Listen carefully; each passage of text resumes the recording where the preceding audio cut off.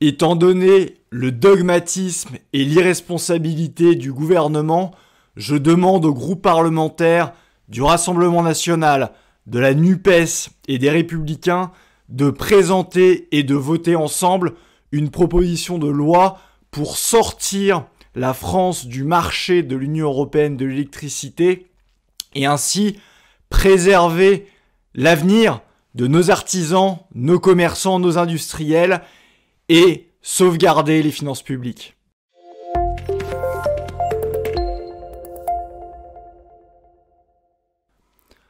Bonjour à tous, aujourd'hui je voulais vous parler et revenir sur le marché de l'Union européenne de l'électricité, si j'ose dire sur l'arnaque du marché de l'Union européenne de l'électricité, parce qu'évidemment j'évoque ce point depuis des mois, j'évoque la catastrophe à venir, mais en réalité, pour les particuliers, c'est quelque chose qui était pas invisible, mais en dehors des radars, ou du moins, pour les particuliers, on pourrait dire pour le monde médiatique. Pourquoi ? Parce que les particuliers, le grand public, étaient a priori relativement protégés avec ce qu'on appelait le bouclier tarifaire. Ce qu'on oubliait souvent de dire à l'époque, c'est que le bouclier tarifaire ne s'applique pas, enfin il s'appliquait pas au début d'ailleurs aux copropriétés, il s'appliquait pas aux associations, bon ça avait été rectifié, mais il ne s'applique toujours pas aux entreprises ou aux administrations publiques. Ce qui veut dire que la protection de la hausse du prix de l'électricité, le prix de gros de l'électricité, ne se voyait pas, ou très modestement, plus 4% pour les particuliers. Et c'était quelque chose d'assez impalpable. Mais cette crise-là à venir, dont je parle depuis des mois, maintenant arrive médiatiquement, puisque vous avez suivi, il y a eu l'affaire notamment des boulangeries dont le prix, la facture d'électricité a augmenté entre x4 et x6, ce qui est absolument énorme, et ce qui fait dire à beaucoup de boulangers que si la situation perdure, ils devront tout simplement mettre la clé sous la porte. Et ça touche le grand public, ça touche les Français parce que les boulangeries, c'est quand même l'artisanat, c'est le commerce de proximité. Et la boulangerie, ça fait partie de l'identité française. Vous avez vu d'ailleurs Emmanuel Macron, il n'y a pas longtemps, qui allait revendiquer fièrement la baguette française à l'UNESCO, sauf qu'il est en train de massacrer et de tuer les boulangeries françaises par son inaction. Ça se limite pas d'ailleurs aux commerçants, aux artisans, ça ne se limite pas aux boulangers. Vous avez vu que maintenant il y a les fromagers dont on parle, qui sont aussi menacés. Enfin, toutes les activités qui ont un recours important à l'électricité et qui ne sont pas protégées, entre guillemets, par un bouclier tarifaire, eh bien, ils voient la difficulté. C'est la même chose, on en parle moins alors que c'est dramatique, pour l'industrie.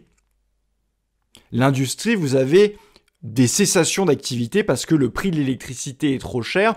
C'est notamment le cas, et ça a défrayé la chronique de William Serin ou de Duralex. Et ça, tout ceci, évidemment, quand il n'y a pas de travail, il n'y a pas de valeur ajoutée créée, c'est de la croissance en moins et c'est des faillites et des banqueroutes à venir. Et ça, c'est important de l'avoir en tête. Alors, certains vont dire qu'il faudrait finalement étendre le bouclier tarifaire aux entreprises, aux administrations publiques. Sauf que ce qu'on oublie de dire, c'est que le bouclier tarifaire, ça a un coût. Le coût a déjà été mesuré, c'est, en ce qui concerne l'électricité, 45 milliards d'euros.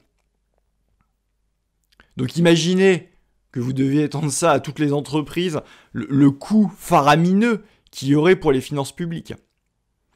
C'est vrai que le bouclier tarifaire qui protège, oui, mais demain, les particuliers, les concitoyens devront certainement faire face à une hausse d'impôts puisque la dette publique sous Emmanuel Macron a explosé. Comme je le dis souvent, on nous avait vendu le Mozart de la finance, on a en réalité le Beethoven de la dette. Et qu'est-ce que c'est en fait que ce bouclier tarifaire, ou qu'est-ce que c'est même que les propositions complètement absurdes du gouvernement? Plutôt que de faire du soin curatif, on a l'impression qu'ils sont en train de faire du soin palliatif. Parce que qu'est-ce qu'ils expliquent aux boulangers ? Vous pouvez résilier vos contrats d'électricité. On va voir pour que vous puissiez décaler les paiements de cotisations et d'impôts. Oui, sauf que ces paiements de cotisations et d'impôts, c'est un peu comme les prêts garantis par l'État. Il va falloir à un moment passer à la caisse. Et tout ceci va avoir un coût, et c'est la même chose d'ailleurs pour les Français, pour le bouclier tarifaire. À un moment, il va falloir passer à la caisse. Et c'est d'autant plus rageant qu'en fait, pour ce qui est de l'électricité, c'est différent évidemment pour ce qui est du gaz ou même des carburants, mais pour ce qui est de l'électricité, il est inadmissible que les prix de l'électricité doivent augmenter dans ces proportions en France. Alors, il y a normalement ce qu'on appelle les prix de gros, c'est le prix de marché, et vous avez, pour les particuliers, tarifs réglementés, c'est ça qui a été évidemment plafonné. Eh bien, le problème de ce prix de gros, c'est pas un problème de production d'électricité, même si on a eu les problèmes que vous connaissez sur les réacteurs nucléaires et les imbéciles qui ont fermé Fessenheim et tous les grands projets nucléaires. C'est un problème de mécanisme de formation des prix liés au marché de l'Union européenne de l'électricité. Et ça, pourquoi en fait ça pose un problème? C'est que le marché de l'Union européenne de l'électricité, il repose sur une théorie, le calcul des prix, le mécanisme de fixation des prix, repose sur ce qu'on appelle la théorie marginaliste, c'est-à-dire que ce qui va définir le prix de gros du marché de l'électricité, c'est le coût de la dernière unité de production qui est appelée. Et mécaniquement, quand vous faites ça, c'est généralement une centrale électrique au gaz qui fixe le coût de l'électricité. C'est pour ça que schématiquement, on vous explique et on vous dit que le prix de l'électricité dans le cadre de l'Union européenne est indexé sur le prix du gaz. C'est du fait de ce mécanisme-là. Mais c'est totalement stupide.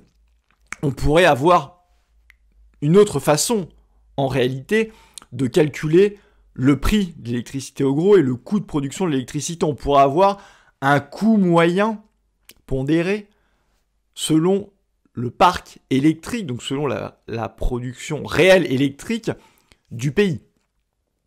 Pourquoi ça n'a pas été fait comme ça? Ça n'a pas été fait comme ça parce que si le mode de calcul des prix aurait été celui-ci, la France aurait un avantage compétitif majeur vis-à-vis des autres pays européens, et en particulier vis-à-vis de l'Allemagne, puisque grâce à l'énergie nucléaire qui a tant été décriée par certains, eh bien la France jouit d'un coût de production normalement qui est inférieur au reste des pays. Et l'Allemagne, qui dépend énormément du gaz, a insisté évidemment pour lier le prix de l'électricité au gaz, ce qui lui permet de ne pas avoir une concurrence avec des coûts énergétiques plus faibles.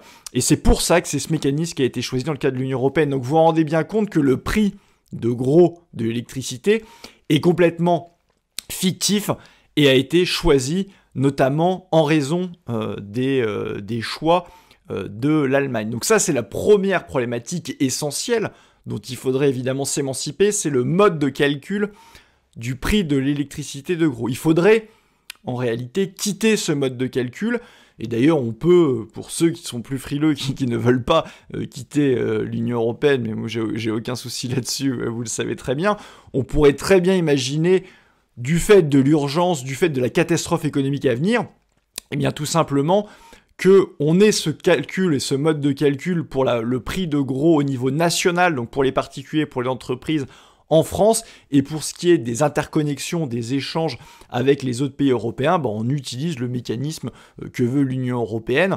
Et évidemment, ça fera quand même des baisses énormes de tarifs pour les Français de faire ça, ce qui d'ailleurs tord le cou. On entend souvent les macronistes qui racontent n'importe quoi sur le sujet, qui ne connaissent pas le sujet, qui vous expliquent que si on sortait du marché de l'Union européenne de l'électricité, on peut pas parce qu'on dépend des interconnexions des autres pays. Sauf que ça, c'est absolument faux. Vous pouvez être sur un autre mode de calcul, échanger avec le même mode de calcul, mais au niveau national et sur un autre mode de calcul, et parfaitement être interconnecté aux autres pays européens. C'est d'ailleurs ce qui se passe, notamment avec la Suisse. Donc ça, c'est un argument qui est complètement fallacieux.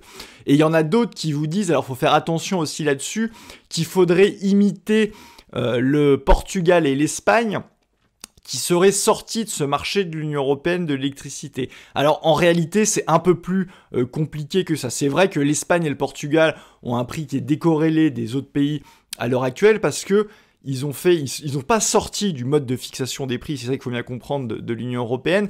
Ils ont demandé à l'Union européenne une dérogation temporaire pour pouvoir subventionner le prix du gaz. Et comme je vous ai expliqué comment était calculé le prix de l'électricité, en subventionnant le prix du gaz et donc de la dernière unité appelée, mécaniquement ça leur fait baisser le prix de l'électricité. Mais l'Espagne et le Portugal ne sont pas sortis en réalité du marché de l'Union européenne de l'électricité, et surtout ils le payent à coût de dette, donc il y aurait les mêmes inconvénients que d'étendre un autre bouclier tarifaire. Non, il faut sortir du marché de l'Union européenne de l'électricité et sortir de ce mécanisme des prix. Il faut le faire d'ailleurs, c'est urgent, il faut le faire unilatéralement, qu'on ait un accord ou non de l'Union européenne. Il en va de la survie de nos entreprises. Il y a encore un article qui expliquait qu'il y a 9% des PME, TPE qui pourraient arrêter la production. Je ne sais pas si vous vous rendez compte, c'est énorme, c'est 1/10. Parce que le coût de l'énergie est trop élevé en France. Donc ça, il faut l'avoir en tête. Donc ça, c'est première raison de sortir du marché de l'Union européenne de l'électricité, c'est évidemment ce mécanisme aberrant de fixation des prix. La deuxième raison, c'est évidemment l'ouverture à la concurrence qui a été imposée par l'Union européenne, sur laquelle il faut revenir. Ça n'a absolument aucun sens. La mise en concurrence d'EDF n'a absolument aucun sens, puisque le seul producteur d'électricité en France, c'est EDF, et qui doit vendre son énergie à une concurrence complètement artificielle et parasitaire. Vous avez eu le mécanisme de l'Arenh qui a été mis en place, qui consiste à ce que EDF doit vendre son énergie nucléaire à 42 € le mégawattheure, quand, récemment, vous aviez un prix qui était à 500 € le mégawattheure. Donc en fait, vous avez des concurrents parasitaires qui bénéficient de cela, ce qui grève la capacité d'EDF à investir demain dans l'énergie nucléaire, et même ce qui bride aussi cette mise en concurrence EDF à investir. Il y avait un reportage très récemment sur France 2 qui expliquait que, en fait, il y avait encore 12 barrages hydroélectriques qui pouvaient être construits en France, l'équivalent de la puissance de 3 centrales nucléaires, 3 réacteurs nucléaires. Eh bien, EDF ne l'a pas fait, tout simplement parce qu'avec ce mécanisme et ce système de mise en concurrence, je veux dire, l'Union européenne m'impose de privatiser la concession des barrages. Je ne vais pas construire des barrages pour qu'après ce soit mes concurrents artificiels qui vont exploiter cette énergie. Donc vous vous rendez bien compte que l'énergie électrique, c'est un système de monopole naturel, et cette mise en concurrence idéologique stupide souhaitée par l'Union européenne, mais que valide Emmanuel Macron, qui veut démanteler EDF, et notamment c'est le cas, vous savez, du fameux projet Hercule, eh bien, en réalité, on grève les capacités d'EDF à investir demain pour avoir une énergie encore meilleur marché, et pour avoir surtout une production d'électricité supérieure, ce qui est nécessaire si on veut réellement sortir des énergies fossiles et si on veut électrifier un maximum l'économie française. Donc vous avez d'un côté cette même Union européenne qui vous dit à horizon 2030-2035, il faudra que des véhicules électriques, mais cette même Union européenne, par ses décisions stupides, qui va saccager EDF et saccager la capacité d'investir dans l'électricité demain, et qui nous fait un système de mécanisme de fixation des prix, qui nous fait un prix de l'électricité qui est beaucoup trop cher et qui est aberrant. Donc dans ces conditions-là, quand il en va de la survie de nos artisans, nos commerçants, nos industriels, mais il ne faut plus tergiverser. Il n'y a absolument, évidemment, vous le savez, rien à attendre d'Emmanuel Macron et de Bruno Le Maire. Enfin, je veux dire, Bruno Le Maire, ça fait depuis septembre 2021 qu'il nous explique que oui, ça pose un problème. Il y a 6 mois, il nous expliquait aussi que c'était urgent, qu'il fallait désindexer le prix de l'électricité à celui du gaz. Sauf que, évidemment, par dogmatisme, par eurofanatisme, par européisme, eh bien, ils veulent à tout prix une solution au niveau de l'Union européenne, que les Allemands vont probablement refuser, soit dit en passant, avant d'agir. Mais pendant ce temps-là, il y a des semaines, il y a des mois qui s'écoulent, et vous avez des entreprises qui vont mettre la clé sous la porte. Ce sont des drames humains, ce sont des drames économiques, ce sont des drames sociaux. Donc la gestion d'Emmanuel Macron et de Bruno Le Maire, à ce niveau-là, est absolument criminelle. Et si on a un gouvernement qui est complètement dogmatique, qui est complètement amateur, qui est complètement irresponsable, eh bien il faut que l'opposition se saisisse de cette question. Vous savez, par exemple, que, en plus ça tombe bien, pour une fois ils sont d'accord là-dessus. Vous avez le Rassemblement national qui proposait d'ailleurs déjà, lors de l'élection présidentielle, ils avaient raison là-dessus, d'ailleurs Génération Frexit proposait aussi, et c'est là que ça montre qu'on avait raison, que pour les élections législatives et bien avant, on l'expliquait qu'il fallait sortir du marché de l'Union européenne de l'électricité. Le Rassemblement national proposait aussi Lors de l'élection présidentielle, Marine Le Pen expliquait qu'il fallait sortir du marché de l'Union européenne de l'électricité. La France insoumise en parle, il y a une tribune, justement dans la tribune qui a été émise pour expliquer qu'il fallait sortir de ce mécanisme de marché, donc ils sont d'accord aussi là-dessus.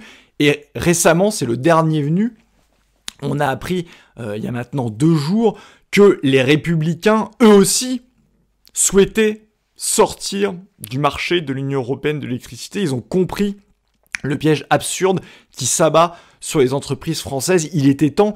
Et donc quand vous faites la somme des groupes parlementaires du Rassemblement national, de la NUPES et des Républicains, vous avez une majorité à l'Assemblée nationale. Donc je demande aux groupes parlementaires du Rassemblement national, de la France insoumise et de LR d'être intelligents, d'arrêter d'être sectaires. C'est quand même la survie d'une grande part du poumon économique de la France.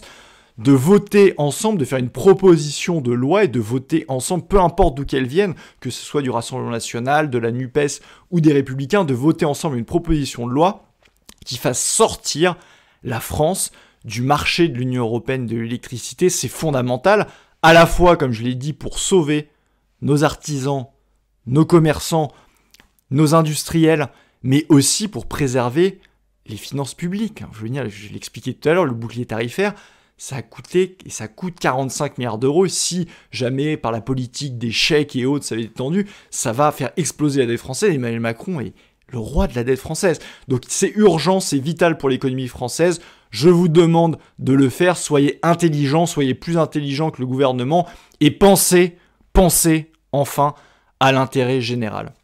Écoutez, en tout cas, j'espère que cette vidéo vous a intéressé, j'espère qu'elle vous a plu. Si c'est le cas, je vous invite comme d'habitude à mettre un pouce vers le haut, je vous invite à commenter, c'est très important pour le référencement, il faut commenter cette vidéo, partager cette vidéo partout autour de vous, si ça peut d'ailleurs mettre la pression pour les députés pour qu'ils fassent cette solution intelligente que je propose.